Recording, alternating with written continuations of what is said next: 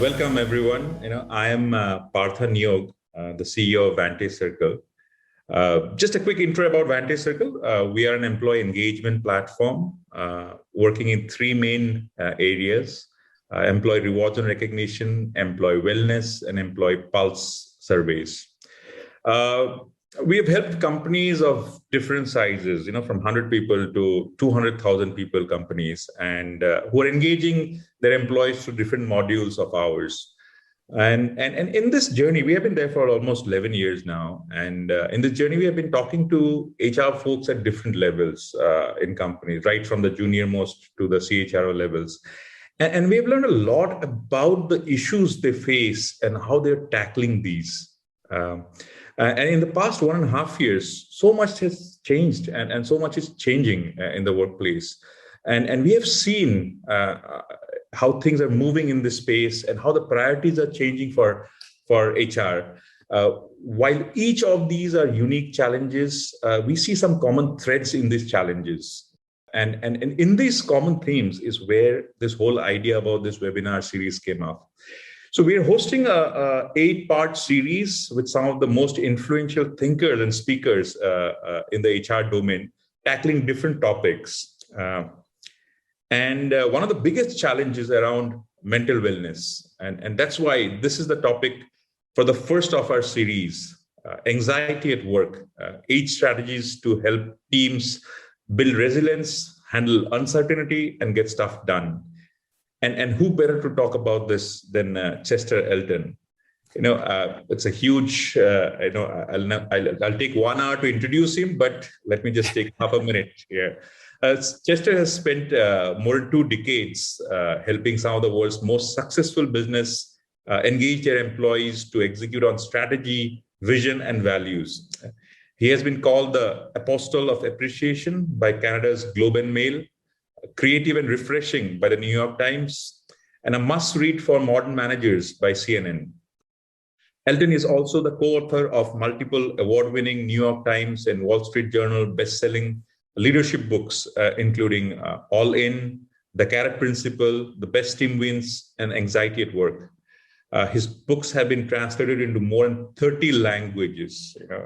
I'll just take a pause at 30 languages, and it has sold more than 1.5 million copies worldwide. It's amazing to have you here, Chester. And most recently, he has been judged as one of the world's top 50 coaches and mentors by the world-renowned Thinkers 50 institution. Elton is, of course, now often quoted in publications such as the Wall Street Journal, Washington Post, Fast Company, New York Times. He's appeared on NBC's Today, CNN, ABC, MSNBC, National Public Radio, and CBS's 60 Minutes. I'm privileged to host him today. But before I hand it over to him, just a quick information about the format. We're expecting it about 40-odd minutes to be there, an interactive presentation followed by a Q&A. But please keep on sending your questions in the Q&A section button, which you see below there. And before you ask, we will be recording this. We will be sharing the recording with you along with your SHRM credits there. So I'll start off with one poll, and Chester, then over to you. Okay, I'm just starting a poll, just 20 seconds. If people can just answer this. It says I can't vote, but if I could vote, I would say yes. It's like almost a rhetorical question, so people are yes. But yeah, it's still good to know about this. Thank you, everyone. So share results. I'm sharing. Yeah, there's at least one person who says it's not. They don't believe they are there, but good. I think it'll be a good exchange of ideas. So Chester, over to you, and we look forward to this. Absolutely. Well, thank you, Partha, for that lovely introduction. It's an honor to present in whatever forum we are to raise the awareness around anxiety at work. Let me share my screen here really quick, make sure I check all the right boxes and share my screen. Can you see all that okay? Are we in good shape? All okay. Yep. Excellent.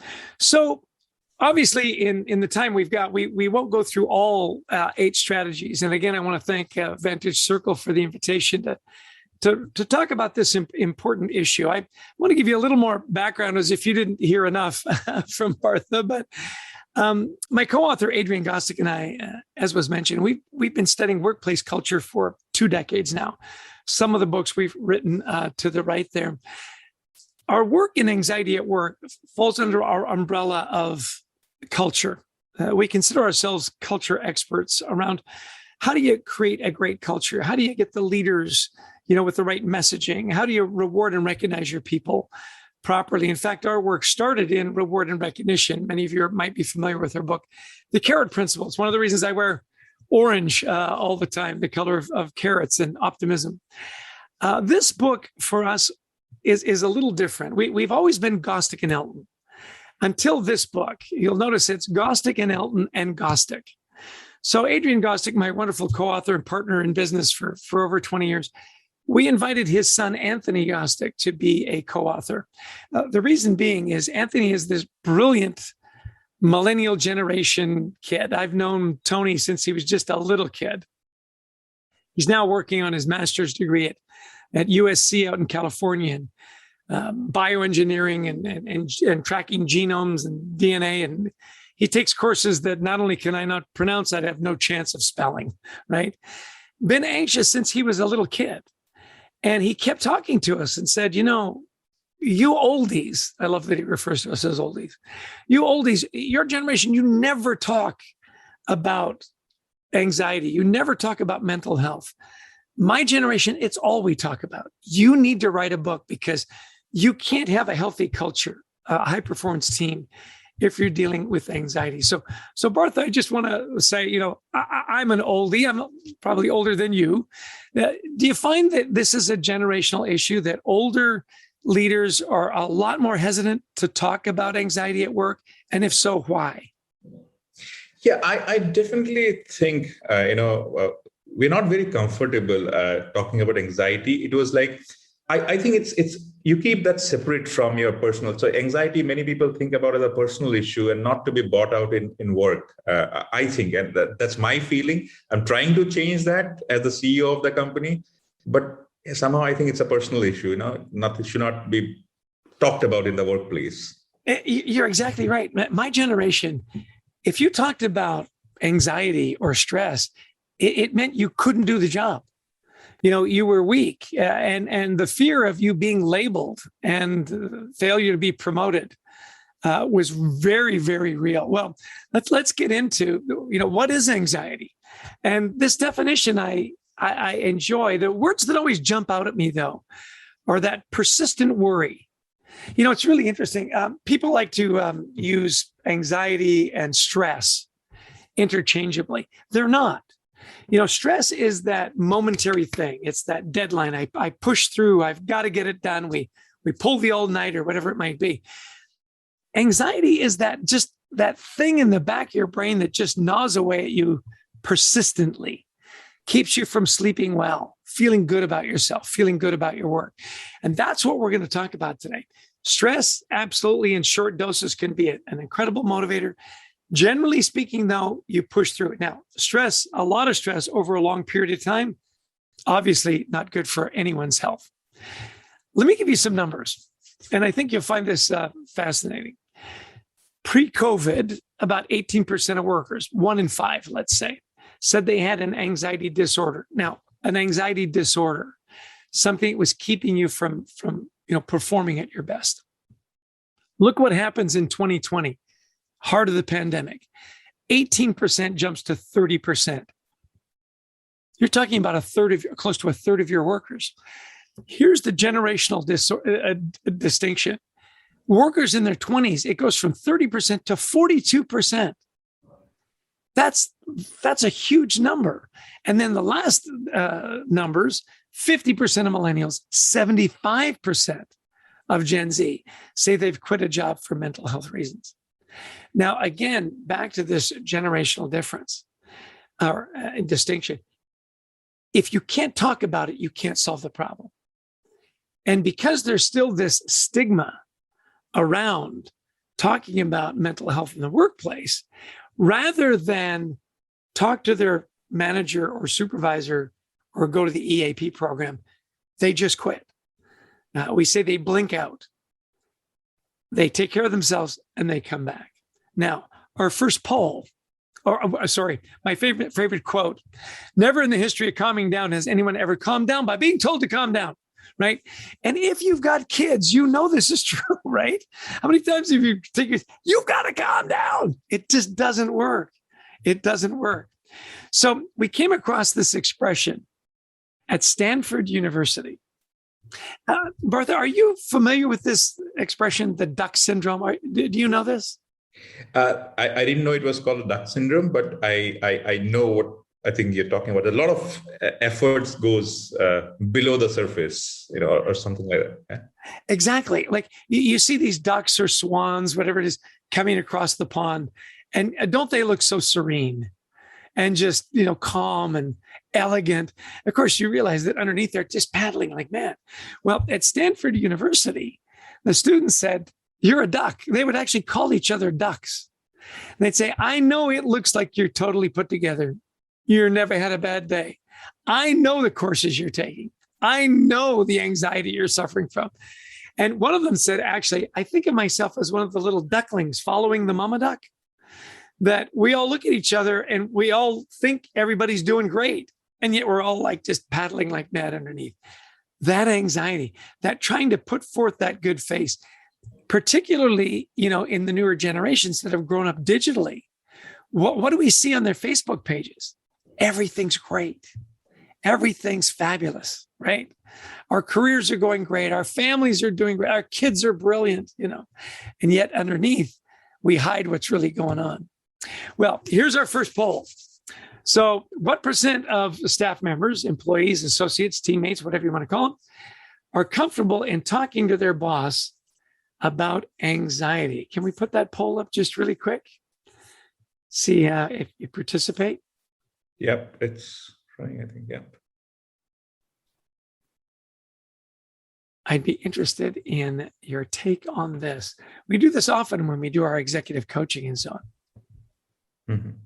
Is our poll going to pop up here in a second? It's popped up. I think people are answering it. Okay, great. Okay, I will just take almost everyone's done. Yeah, I'm sure. Great. I can't see it. What are the results there, Partha? Do you see it now? No. No? Okay, so 40% is 6% have said 40%, 33% have said 30%, and 61% says 10%. 61% have it right. It's 10%. And Right. Think about when you flip that around, right?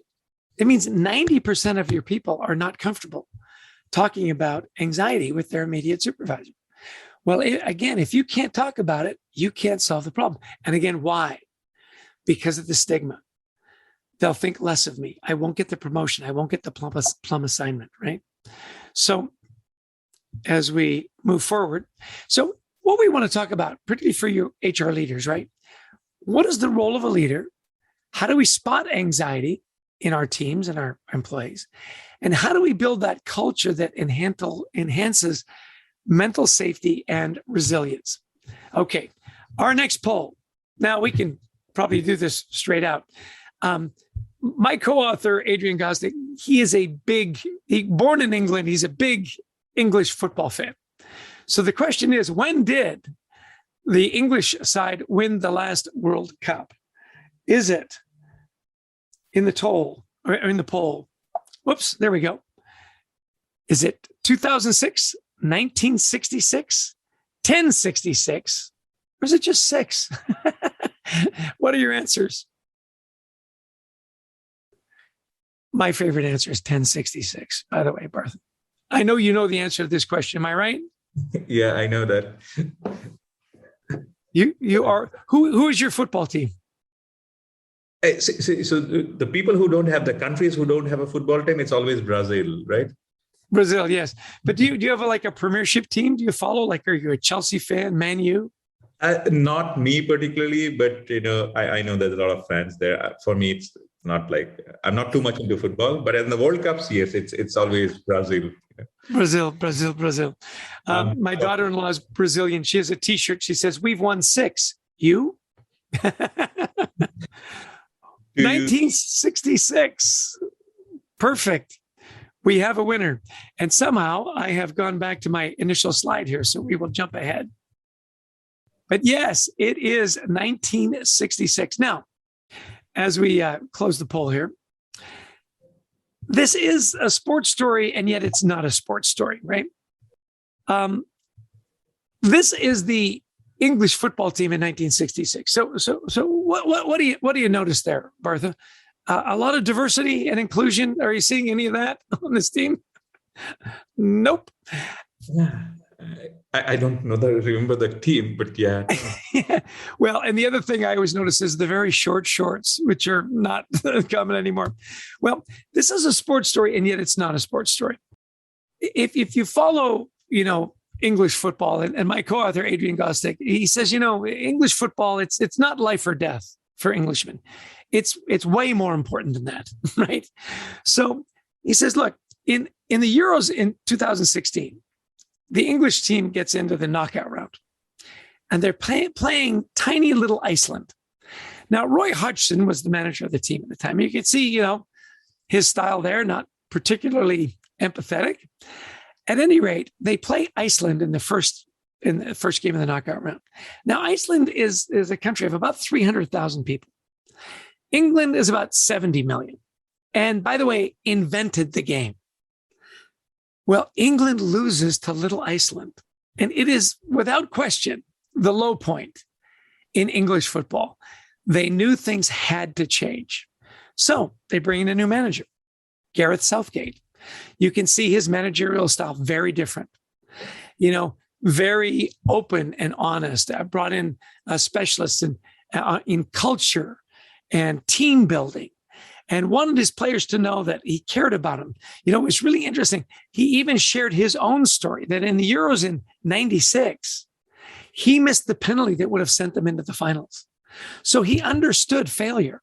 And, Partha, as we talk about leaders, one of the ways that leaders make it safe to talk about anxiety is they share their stories. And that's what Gareth Southgate did. Well, really interesting. They're in the World Cup now in Russia. I think ranked like 12th or 14th in the world, not expecting to do well. They never had, the English press is just brutal on the national football team. And the players said that they confessed they were playing not to lose. They were so afraid of what the tabloids would say, what the press would say. Well, Gareth got them to be comfortable with themselves. And he says, look, go out and show off your skills. You're some of the best footballers in the world. You're being paid millions of pounds to play. Bring joy back to the game. Show off your skills. Don't worry that, you play for Chelsea and he plays for Man U and he's playing for, Barcelona. Just enjoy the game. And they did. They got to the Final Four. They were in the round, this close to making it to the finals. And you can see the joy in their face as well. It turned around. Best finish in 52 years. And you can see the press was, you did us proud. The brave Lions, right? We're proud of y'all. Changed the culture, made it safe. They weren't anxious anymore. They were proud. And you'll know that in the 2020 Euros, which they played in 2021, oddly enough, they made it all the way to the finals. They've turned it around. They've made it safe. Now, here's what's interesting. Yes, sir. Coming in, are you on the cup slide, or have you moved ahead? I've moved to therapist. Do you have a question, or? No, the slide is still showing the previous slide. Your the World Cup question slide is still. Oh, you didn't see any of the photos that came through? Oh, no, I was so engrossed in your story. I didn't even notice that. So are you seeing the slides change at all? No, maybe you can just stop the slides and share again. Okay, let me see if I can.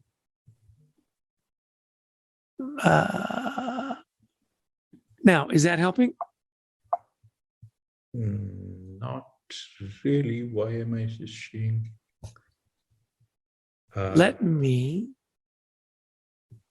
I've even lost my cursor for some reason. And I think it's others also. Someone had just pointed that out in the chat also. yeah, isn't this strange? I've lost control. You don't have control. Okay, hold on. Here we go. Resume share. Does that help? Just start off. Whole screen is still showing. I'll tell you what, let me do this. I'm going to stop share. Yep. Yeah. Now nothing is shared. Now share it. Yeah. Okay. And we'll come back. There. How about that? Yes. Now it's coming. Yep. Okay. I think it was the poll that messed this up a little bit. At any rate, so here's Gareth Southgate, sharing that he missed the penalty. Russia, they make it to the Final Four. The press is praising them for their great efforts. I mean, this is the English footballer's dream, right? Now, here's where it gets interesting, Partha, because, Adrian and I do a lot of executive coaching as well. And as we start to talk about this issue, they'll say, look, Chester, I've got so much on my plate. HR professionals, I've got so much on my plate. Now you're asking me to be a therapist? Now I'm supposed to hear everybody's problems, give them great advice? That's not the case.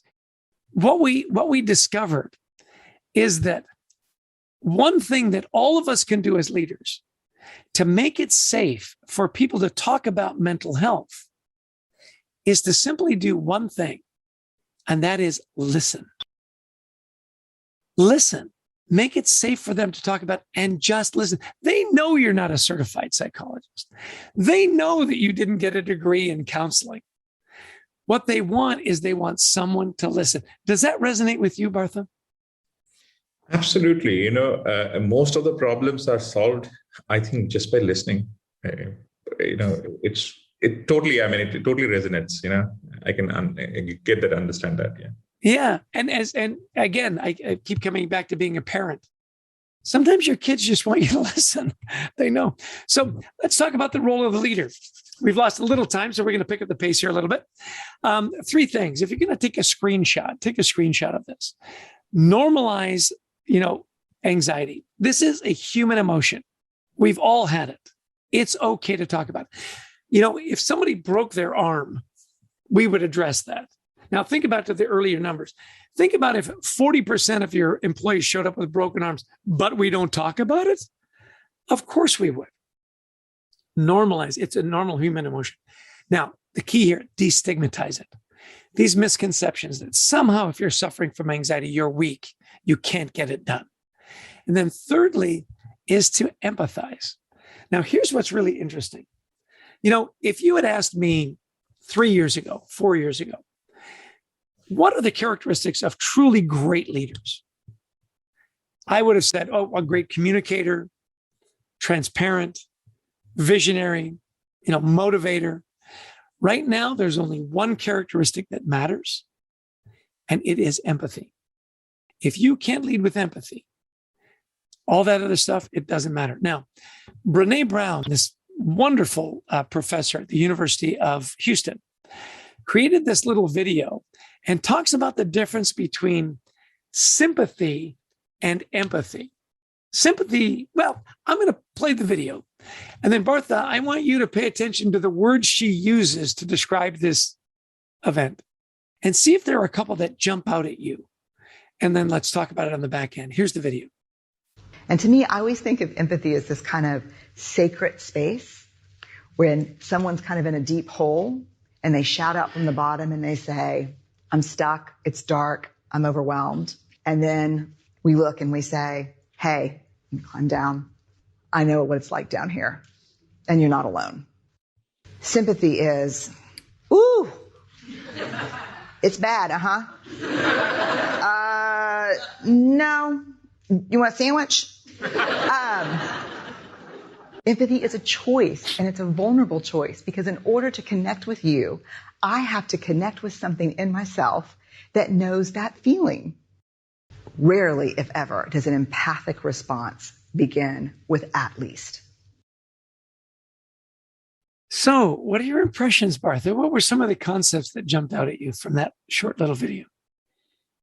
I think it's a very nice video, which is showing the difference very clearly. One is the safe place. You make that person safe. You're not just trying to provide a solution or just help them out with giving some additional stuff. So it's a safe thing was something which was creating the safe environment and being vulnerable there. I think you talked about the leaders have to listen to people. And I think it's a choice which you talked about there. I think these were a couple of things which stuck me there. Yeah, it is a choice. It's a choice to be vulnerable. I like that she talks about it's a sacred place, and you choose to climb down there and connect with that within yourself. What always jumps out at me is you're not alone. And that is such an important message for your employees, your associates, your teammates, is that because when we get in a dark place in our mental health or stress or anxiety, what do? We pull back. And it's absolutely the worst thing you can do. You need to surround yourself with good people that love you, care for you, are concerned about you, that will lift you up. And this idea that you're not alone, I think, is really important as well. Well, so how do you spot it? This was one of the biggest questions we had, because if you know really, really, really smart people, the really competent people you work with, I mean, they can get just incredible amounts of work done. They never say no to anything, right? Super smart. They are really good at hiding their anxiety. It's like the duck syndrome. On the surface, look great. On the bottom, panicking, right? So we made this list. Again, if you're going to take a screenshot, this is a good one. Look for changes in behavior. Often we'll say, oh, just having a bad day. Susan's just off her game today. It might be that. It could be a little more. So somebody that always participates is pulling back. Somebody who never loses their temper. Socially withdrawn. Somebody who's never late is starting to show up late, right? Take notice of that. And then, by the way, the last little note at the bottom, whatever you do, don't say, hey, do you have anxiety? That will just increase anxiety and cause HR to pull you aside and have a little chat. This idea of, now that I've spotted it, so what do? I don't just go up and say, hey, Partha, you're anxious, aren't you? There's language you can use. And we found that the language that was really worked well was, I've noticed that you start to show up a little late. I've noticed that you're a little more withdrawn. And talk about it in the work context. I've noticed that, your work, which is really always very detailed, and it's not quite up to your standards. What can I do to help? Now, here's your skill testing question, Partha. When you say, I've noticed to someone, they interpret that. And what do they interpret that as being? If I say, hey, Partha, I've noticed, what's the message to you? So you're saying that if I say someone to one of our team members that I have noticed something, no, I think it's, in the what you mentioned just a half a minute ago, in the work context, if we can talk about that, it will just make them, that yes, people are listening as in like seeing what's happening. They're listening to you. Okay. So, I think that's what I think. Yeah. And it's interpreted as, hey, you're listening to me. My voice matters. It's interpreted as I care. I've noticed. I care. Well, the 8 areas that we looked at that caused the most anxiety, first and foremost, was dealing with uncertainty. And then overload, right? We're all overload. We thought, productivity was going to go down in COVID. It went up. Everybody was working from home. You didn't have a commute. You had, 2 extra hours to put in every day, right? Charting your path forward, knowing where you fit in the grand scheme of things. Here's where we are. Here's where we want to go. Here's how I fit, like me personally. Managing perfectionism. We're going to talk about that just a little bit. Now with the looming uncertainty, everybody wants their job or their work to be perfect. Everything looks great. And we've got to manage that. Is my voice heard? Does my opinion matter? Becoming the ally at work. Sometimes we feel like the other. We won't talk about that so much, or social bonds, but having that good social network, where you can rely on people. They're not just coworkers, they're friends, they're people that care about you. And then lastly, our work, there's always been this red thread of gratitude. Never met a great leader or studied a great culture or a great team where they didn't celebrate. Okay, so first one, helping them deal with uncertainty. Number one cause of anxiety. Where are we headed? How do I fit in here? Look at this. 60% of American workers are concerned about job security. How do I fit? Where am I going? How can I grow? How can I develop? So here's the thing that's really interesting. And I love Forbes. 9 out of 10 managers said they avoid giving any kind of feedback because it's interpreted as being negative. And they don't want to have those hard conversations, right? So we avoid it.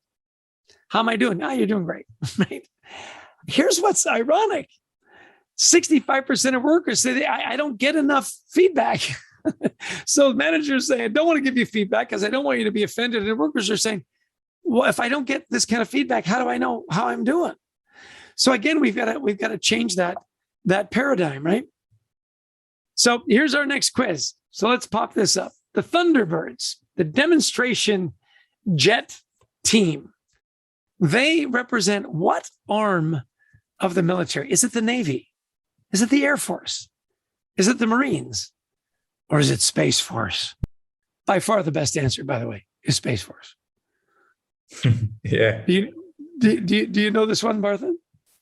No, I'm not totally clued on to this. By the way, I grew up in Canada. You mentioned that. For bonus points, if you put in the chat box, what is the Canadian demonstration team called? Ooh, that's a tough question. So let's see how many. We have got what the results are. We've got some answers in the chat for the Canadian stuff. Oh, good. And what were they in the chat? Snowbirds. That's the right answer. I love that you know that. Okay. So the answers were, what were the percentages? Okay, so Navy 10%, Air Force 70%, Marines 15%, and Space Force 5%. Yeah. Here we go. Whoops. I need to click this out. Yeah. Perfect. Air Force. You've got it. Yes, Air Force. Now, again, little quiz to make sure you're paying attention. We came across this amazing pilot, and her name is Nicole Malachowski. Now, Nicole was the first pilot, female pilot, to fly with the Thunderbirds. Now, a very accomplished fighter pilot. In fact, was a commander, had 300 pilots that reported to her, and she wanted to kind of break that glass ceiling. She's flying with the Thunderbirds. Now, it's very different flying with a demonstration team than it is when you're actually flying in fighter formation, right? She would talk about the fact that when you hit turbulence, and you always do, as a fighter pilot, you grab control of the plane, you take control, right? In formation, it's different. You're flying much closer together, right? They're just a few feet apart and at 400 miles an hour, sometimes inverted. So she was up practicing, and sure enough, they hit turbulence, and she did the fighter pilot thing. Well, in the debrief, the squadron leader came and said, Nicole, let me coach you up a little bit. It's different in formation. When you hit turbulence, you actually loosen your grip. And he made the expression, go to 2 fingers on the stick. Trust your team. If you grab the stick, a pilot-induced oscillation can happen, and actually you can put everybody in jeopardy. What an interesting leadership lesson, right? 2 fingers on the stick. We go through the pandemic. What's our first reaction? Take control, micromanage. Trust your team. 2 fingers on the stick. 2 fingers on the stick. So uncertainty, right? Hopefully that's good for your team. Now, perfectionism.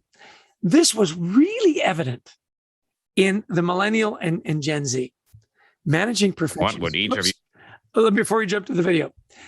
When I was in university, and our business classes, they would give you the mock interview, right, Partha? And they'd say, the question was, so what's your biggest flaw, right? And what were we coached to say? Oh, I just work too hard. Oh, I'm just a perfectionist. Oh, I won't leave until their job is done. These were our flaws, right? It was, of course, silly. Now, one of America's great philosophers created a little video around perfectionism. I think you all know him. His name is Homer Simpson.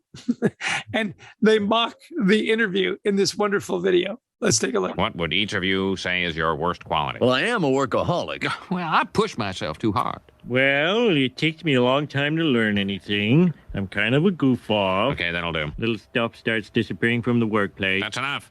Next, there's a problem with the reactor. What do you do? There's a problem with the reactor? We're all gonna die! Run! And only on The Simpsons does he actually get the job, right? Of course, those are silly answers. What we discovered in our research was there was a difference between perfectionists and diligent strivers, right? In fact, we found that in some cases, the perfectionists, right out of the gate, if they didn't think they could do it perfectly, they wouldn't even start. You've maybe heard the expression, perfect is the enemy of getting things done. Sometimes we've just got to convey, look, sometimes just good is good enough. Perfectionists set this incredibly high bar, and they spend so much time getting from here to here when just here is good enough. We tell the story in the book of Maria Callas. Now, Maria Callas is the consensus greatest opera singer of all time, greatest soprano. The Michael Jordan of opera singers. If you're Canadian, the Wayne Gretzky of opera singers, right?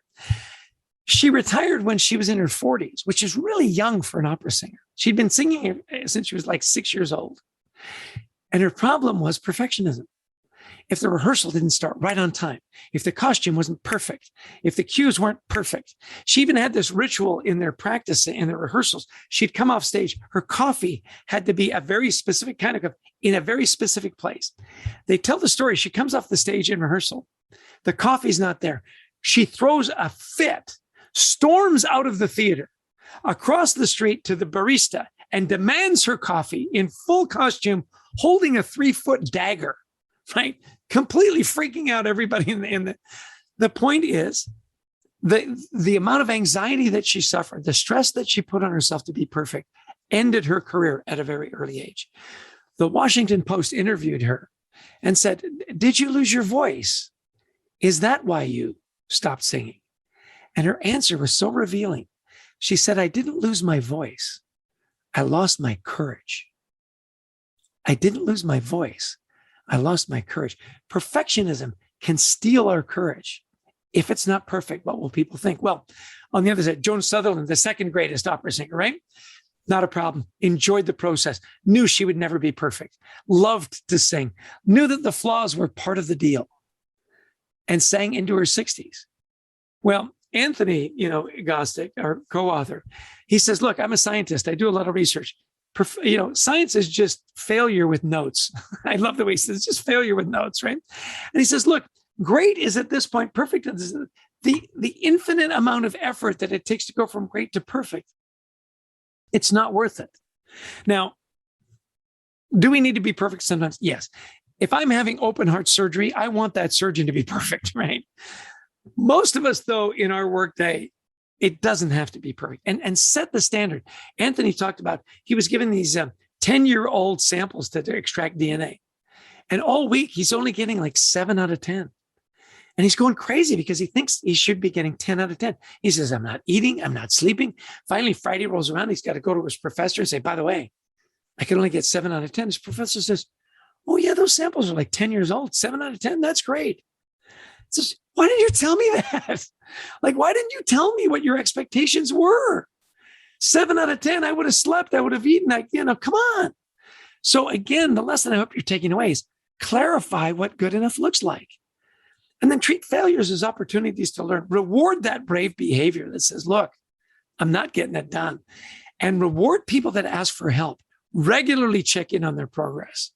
And then I love the last one. My friend shared this with us. I team them up with more experienced employees. They know what expectations are. They can calm you down. This is how we do it here. Well, as we talk about anxiety and whatnot, I hope you'll take a screenshot here. We've got it's a free podcast.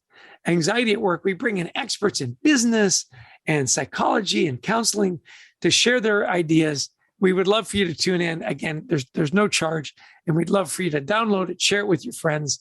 It's one of our things that we love to do, to share best practices and personal rituals. Well, last strategy, and we're going to turn it open for Q&A, is gratitude. I mentioned the red thread in our work, culture, leadership, teams. Gratitude is ever present in healthy cultures, healthy teams, and extraordinary leaders. In fact, it's interesting as we took a deep dive on the human brain. You know, your brain isn't wired to keep you happy. It's wired to keep you safe. That's why we're always looking for danger. That's why negative, news resonates with us. Where's the danger? How do I keep myself safe? Well, you can't be in a state of anxiety and a state of gratitude at the same time. So practices, personal rituals that emphasize gratitude help to calm down anxiety. Oprah Winfrey, I love this. A great interview. Maybe you've heard about this. It's quite a common story. She said, look, I've done 35,000 interviews. I've interviewed, world leaders and rock stars and famous actors, President Bush, President Obama. I've heard from heroes and housewives. He says, the one thing they all have in common is when the microphone goes off, they go, was that good? How'd I do? Did anything I say make sense? He said, even Beyonce in all her Beyonce-ness, right? Said, you're Beyonce. What are you nuts? Of course it was great, right? Isn't that funny? We all have this thing. I want to be heard. And you're hearing more and more, athletes at the Olympics and tennis and so on are coming out and said, yeah, we've suffered from anxiety our whole lives. Bruce Springsteen, I live in New Jersey.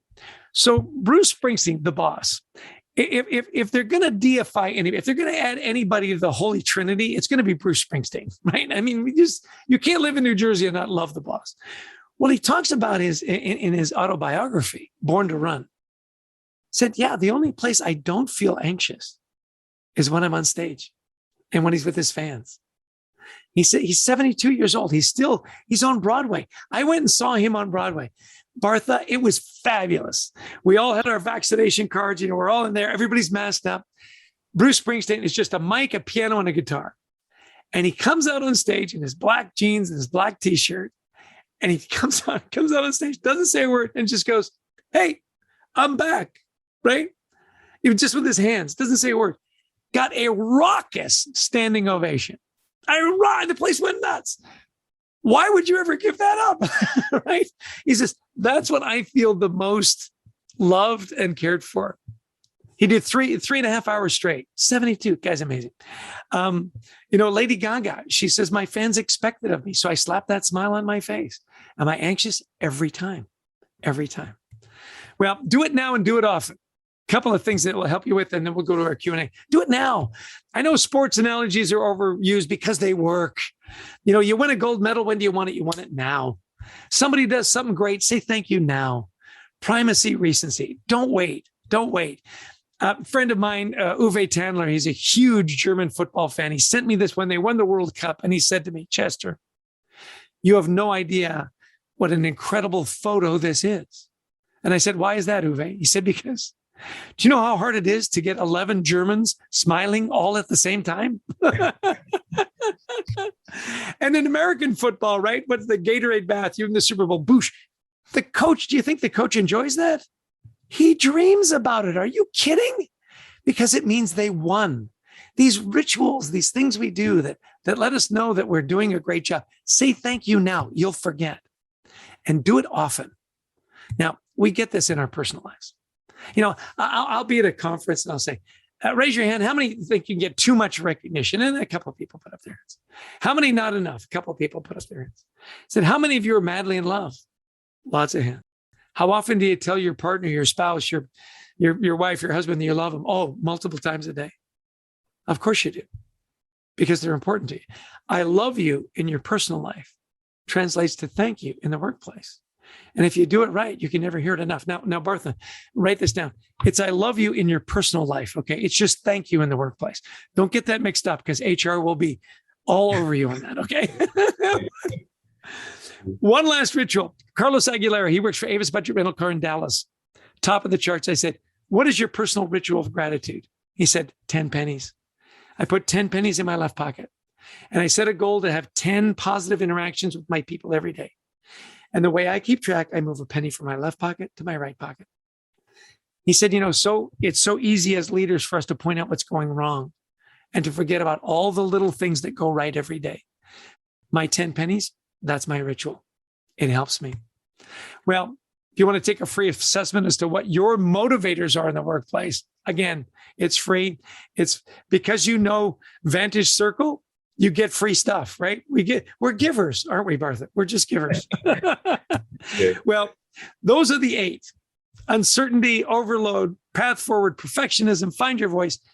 It's all there. Our website is thecultureworks.com. All kinds of great stuff there. Follow us on LinkedIn. Take advantage of Vantage Circle. I love the 3 areas: rewards and recognition. We've talked about that today. Wellness, right? Are your people healthy? They've got products and services for you there. And then the pulse surveys. Ask your people, how are they doing? I mean, those 3 areas, if you take advantage of those 3 services at Vantage, you'll understand your people better.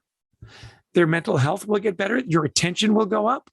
And you'll know what they're thinking and you know what they're talking about. Well, last story, Partha, and then I'm going to send it back to you. I grew up in Canada. My dad was my first manager coach. I was born in Edmonton, Alberta.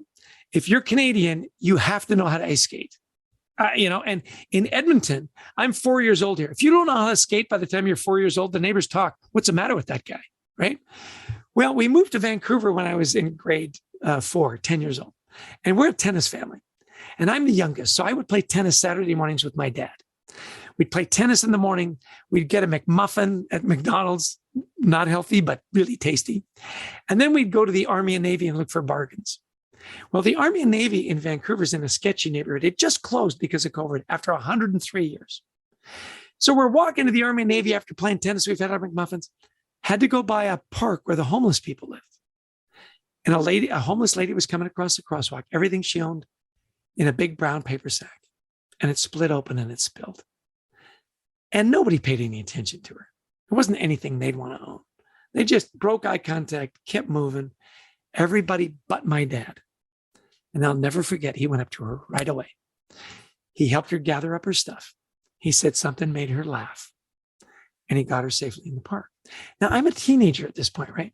And he comes back and I say, Dad, you shouldn't touch those people. They're not clean. And he said something I'll never forget. He said, Chess, you be good to everybody. Everybody's having a tough day. So as HR leaders, right? As people show up to work with and for you, you don't know what they just came from. You don't know if they're worried about their kids, their health, their parents, their job. Here's what you do know. That when they are working with you, they can believe what they do matters. They make a difference. And when they make a difference, you remember to say thank you. You listened. You empathized. You made it a great day for them. And the ripple effect through their families and their communities will be huge. Well, that's my story, and I'm sticking to it, Partha. So I'm going to shoot it back to you if we've got any questions. Thank you. Chester, so this amazing, really. And I am, next time when we talk, I think we should keep a 2-hour session. I can't have enough of it. And from the numbers, it says, basically, this is the only webinar where I've seen only one person living in between, normally. Or 10% odd people would leave. I mean, because they have some other work. No one has left. Just one person has left. An amazing session. I really hope to talk to you again in the future. But we just have a few minutes. But if there's any question, please put it up on the Q&A or the chat section. I know we will take this. Chester will take this out. Take those questions. But that comes up, so I think a couple of 2-3 things which really stuck to me. Of course, the first part where you say listen, to people. I think everyone knows it, but there's a knowing doing gap always, that it, that you should listen. But it's good to hear it again from someone in this expert in this space. The second was this perfectionism, which you said, it's okay. That fraction of not being perfect is okay. And to communicate it to the team members that this is good enough. Okay. If you do this, great. But if you just about this thing, this is also good enough for us. And of course, show gratitude instantaneously, very often, and immediately. I mean, don't wait for the year-end appraisal to show the gratitude there. Yeah. Michael, by the way, who's got a great sense of humor, when I said what was the Canadian squad, he said the Canadian Goose Squad, which I appreciate your humor. He's asked for the personal assessment QR. Is it okay for me to put that back up? Yes, please. Yes, please. Yeah. Great. Let me share the screen and we'll keep talking. But it's see if I can get to the right slide here. Keep talking. This is a quick review. Yeah. So I was thinking, spotting anxiety, how difficult is it now? Because that's the first step, in a remote environment. How do you spot that anxiety? I mean, normally when you're in an office, in a physical space, you get a sense of it, as long as you have your eyes and ears open, you guys. But how in a remote, is there anything, how you spot that? I think it's interesting, and I'm scooting all over the place. I'm sorry, Michael. I've forgotten where it is, but there it is. Here we go. Wait a minute. Ta-da! Here we go. I think what it is, Partha, is, do you know your people's stories? We've done some wonderful exercises with leadership teams and say, where did you come from? How did you get here? What are you hoping to accomplish here? And how can we help? I think a lot of that will help you spot anxiety, because if you know the person's journey to your company, what they've done while they've been here, what they hope to accomplish, that's very helpful. That's why this assessment, it's a motivators assessment. What are you passionate about? I think the more as leaders we take the time, again, to your wonderful point, to just listen and get to know someone's story, that becomes very, very, very helpful. And I hope that's a good tip, because once we really know each other, we work together better. We're more patient with each other. And I think we're a little more attuned to when things aren't quite right. Does that make sense? True, right. I think knowing, and just related to that point is, we had almost 50%. We increased the company size almost 100% in this whole pandemic period. And most of our team members had not even met each other, but they were interacting and never seen their faces also, maybe interacting on the phone or, chats and all. But yeah, knowing the people's story makes everything so much easier, getting stuff done, everything just is easier, And any practical example, because you've worked with a lot of companies, you've helped a lot of companies in this space, some unique things which any of them have done, which might be useful for all of us. Sure. Listen, don't discount, and we didn't get a chance to talk about it, don't discount social bonds in the workplace. Little things that you do together, whether it's, lunch. My son just started a new job, and it's in Silicon Slopes. You got Silicon Valley in California. It's called Silicon Slopes in Utah. And his first day, he couldn't wait to tell me about it. It was great. He said, they're a company that makes water bottles. And he said they gave me, their products. And it was somebody's birthday. And when it's your birthday, you get to pick the food truck that comes up. And he said there were street tacos. And, they took me around and I met everybody. His first day at work, I mean, they gave him a little gift basket. They knew that he just had a new little baby. And they gave him a box of chocolates and stuff to take home to his family. I mean, I'm talking to him on the phone. He's so excited because now he's already got memories, day one, about what to look forward when it's his birthday, and people he knows in other departments. And he's got the company's products, and they gave him chocolate for his, I mean, come on. As opposed to a friend of mine talked about his first day at work. He was so excited. He'd just come out of the military, got his degree on the GI Bill, gets the job, newly married. His wife makes him his lunch in the brown paper sack, and he shows up at work and they weren't expecting it. They go, "Oh, now what's your name again?" "Oh, okay. We've got a bunch of forms for you to fill out. Just go sit over there and we'll get to you." He said it was so disheartening. He said, my first day at work was also the first day I started to look for another job because they didn't care about me. So what are your rituals? I'll tell you a really fun one for the Zoom. If you're still working remotely, this manager, she said, on Fridays at 5:00, we have a wine and wine session. So you bring your favorite wine and then you complain about everything that went wrong, whether it was another department, a customer, your parking space, your kids. She said, and we just unload so that we can go into the weekend unburdened and rejuvenate. She said we almost had to have a hangover Saturday because it was so popular. This one I'm going to copy. Wine Friday. Yes, that's a nice idea. And you just talk about everything which you faced. I mean, there. It'd be interesting to do something like that. So I think this whole and we've seen, by the way, companies now taking some active steps where they're trying to,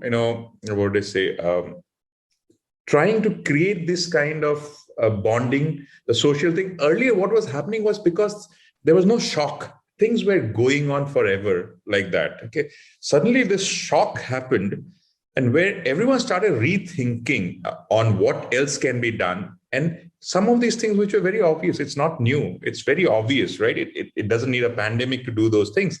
But people had just not taken the step. Now they were forced to, okay, let's do something about it. Okay. And we see that in with the clients where we work with, in new clients. We have been in this business for 11 years. But in the last 1 year, the kind of demand and the inquiries which have come in for this, amazing. And some of these inquiries are very generic. I don't know what we're looking for. What do you have? Okay. Right. Here's the thing. Everybody knows it's an issue. Very few people know what to do about it. That's why, it's interesting. Some of the companies that we deal with, they've actually formed little book clubs, which I love. So everybody gets a copy of the book. And then, by the way, if you do that, reach out to me through LinkedIn. I'm happy to pop in for 5 minutes and say, hey, what were your biggest takeaways? Starting the conversation around the issue is really healthy.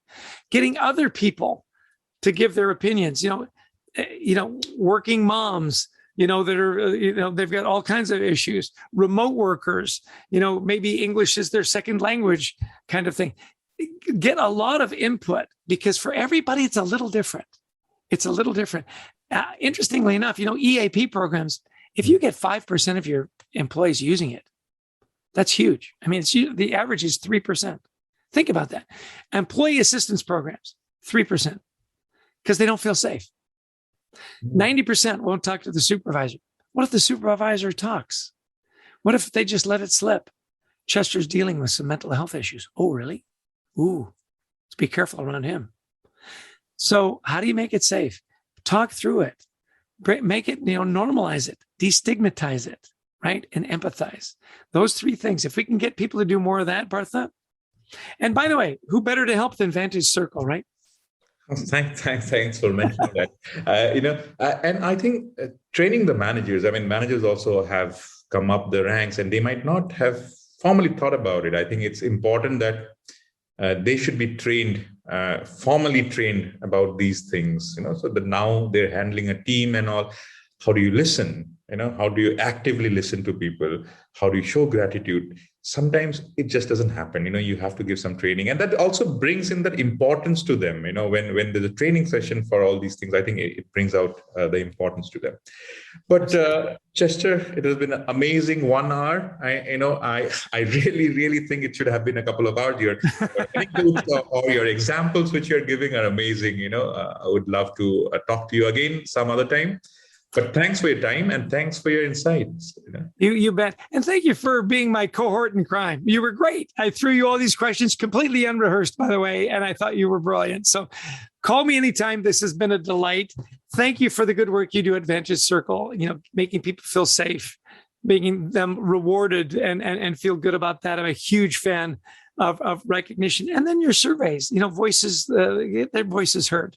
So these platforms, by the way, I think, really help people feel really good about themselves and where they work. And so thank you and Vantage Circle for the good work you're doing. Thank you. And thank you, everyone. Thank you for joining us. We'll send you the record stuff soon. All right. Thank you.